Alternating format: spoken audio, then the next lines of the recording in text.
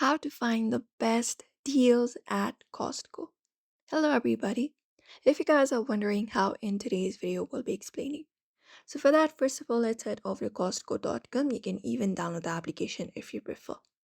And once you are here, you can just go ahead and access the featured deals, promotions, and online only savings within the application. Within the application, once you are logged in, you should be finding different offers available. You may just go ahead and look out for those. Now, what you may do in order to find the best deals is you can identify the price codes. So, price endings in .97 are often manager markdowns, while those ending in .00 are special discounts, sometimes on returned or display items. So you may just go ahead and look out for the products here. You can find different products available.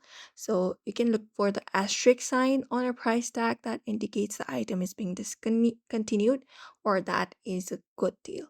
So for example, if the items are for the last section, there may be different offers going on. You may just go ahead and look out for those. And during that time when they are selling the last products, you usually find the best deals that you may look for. And while you are shopping in Costco, here you can see the shop.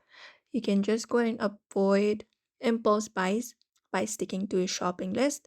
Head over and avoid those kind of things if you're in Costco so that you won't be having those kind of issues that you maybe you do not want.